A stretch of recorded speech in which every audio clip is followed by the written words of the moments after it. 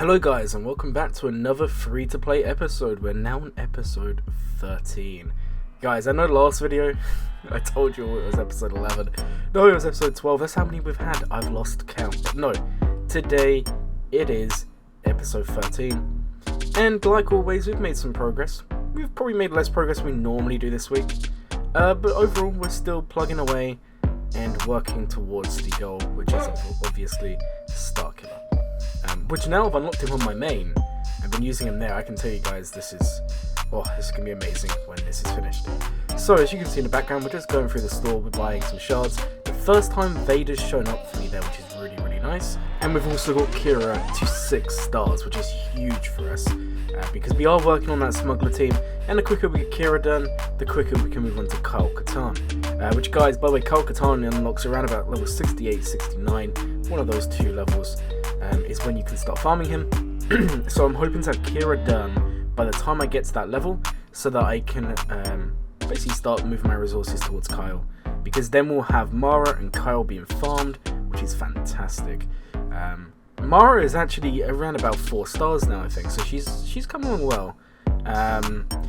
It's probably going to take another month or so to get Mara done to 7 stars, but we're doing well at the moment.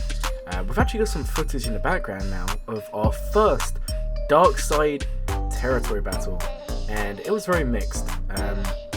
Obviously we're only in phase 2 as of recording this video, and we've had some okay results and we've had some very poor ones. This one was okay and we've got 1 out of 4.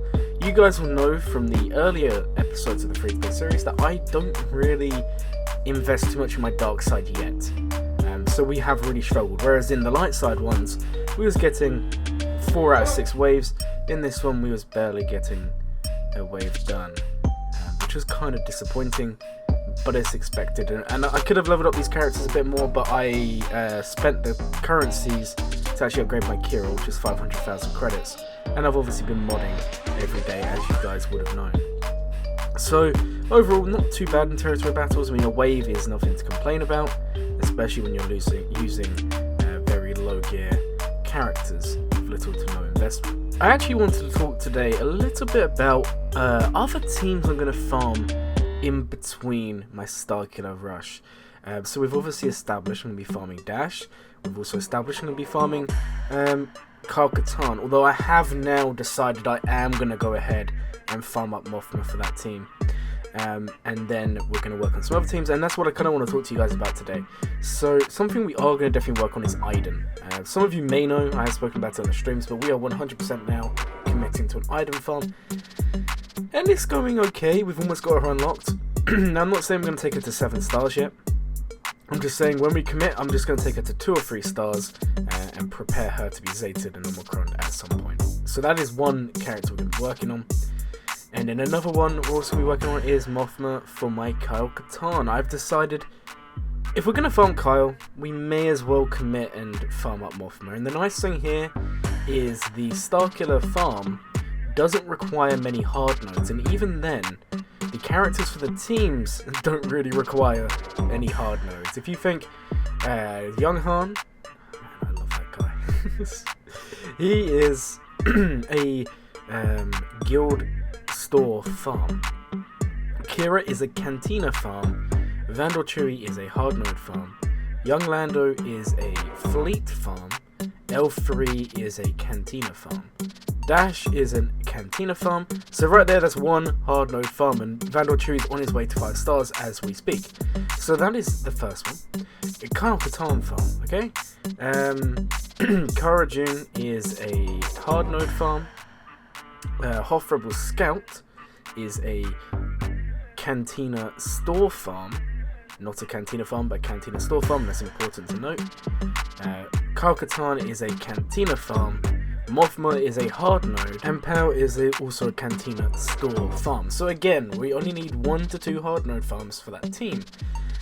Then we look at the actual Starkiller team, and we're going to be using Starkiller, who is a Journey Guide character, Palpatine, who is a Journey Guide character, Mara Jade, who is a hard node, Visas Mar, who is a hard node, and then we're going to be using any Jedi tank of our choice, and that could be Old Ben, that could be Mace, that could be Kanan, who I'm very tempted to do, guys. It's probably also going to be Juhani. We may also build her up for Territory Wars.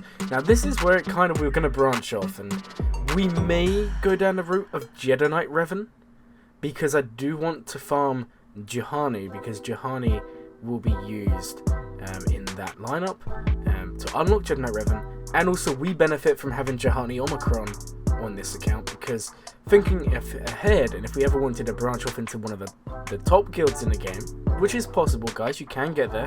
I'm not saying we're going to go for like a very, very high tier guild, but we want to go for obviously a big guild at some point, because that will enable us to get relicates and stuff like that.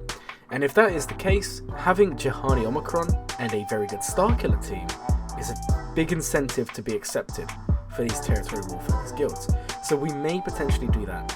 Now, that raises the question, do I do Darth Revan and do I do Malik? Well, possibly, and we probably will do Darth Revan, and we probably will do Darth Malik, but we don't have to do them straight away, because Revan is a fantastic character, and we're going to be building up his team, and then we can build up a Jedi team. So that, I'm just trying to think of ways to enhance the plan as we go along, and I think that's something we may do.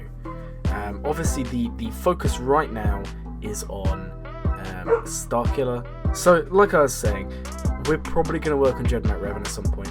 Do we work on Darth Revan? Most likely, but I don't know if we're going to do it straight away. Other teams we're going to be working on, we've said it lots of times, guys, Geos. We are going to be working on Geos, and they are going to be one of our first teams we build up, because early game, and I'm talking Carbonite, Bronzium, they are a fantastic team on defense. Later on, they really do fall off quite quickly, because of Vader, because of Palpatine, because of Mara Jade, and all of those fun characters.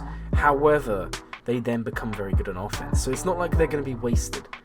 So we will be farming them, and you will see from the footage we've been farming Sunfac, we've been farming Soldier, we've been farming Spy, we've been farming all of them, and luckily they are fleet store farms. So again, we are splitting our resources and not going with too many eggs in one basket here, because what we don't want to do is do 5 to 10 hard no farms. I mean, I've done it before when you're farming fleets and you're like, I need the finalizer, I'll just farm Hans Tooth, I'll farm Insanity Blood, I'll farm all these ships, and then you're like, I'm making no progression here, because you're getting maybe 0 to 2 shards a day of multiple ships, so it's going to take you months and months to finish these farms. For me, it's always better to concentrate on 1 or 2 farms and get them done quicker, so you can at least get the benefits. Because whilst, if you think in the long term, it's not really make too much of a difference, because you're still spending the same amount of resources. However, there's a difference between having a 7-star ship in 3 months or having 3 7-star ships in 6 months. And that's kind of what I'm trying to get at here, guys. I want to split my resources and my time efficiently and as best as I can. Also, guys, unfortunately, we couldn't clear Galactic War this time around in the clip you're seeing. We did lose in the end. Han just got deleted in one of the later battles. I don't think we showed it in this video, but yeah, it was kind of depressing. We were about 4 battles away from success, and yes, young Han, the galactic legend he is, just couldn't beat the opponent. The last thing I wanted to talk about today, because we are coming towards the end of the video, and if you've stayed this long, thank you so much for the support.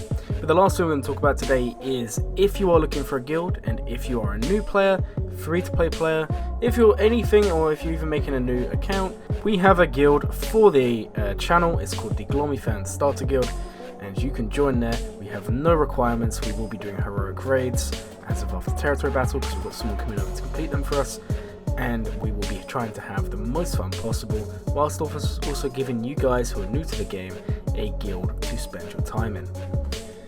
Guys, I would like to thank you all for staying to the end of the video. If you've enjoyed this video, please like and subscribe. My name is Glurmit, and I hope you all have a glurmin day.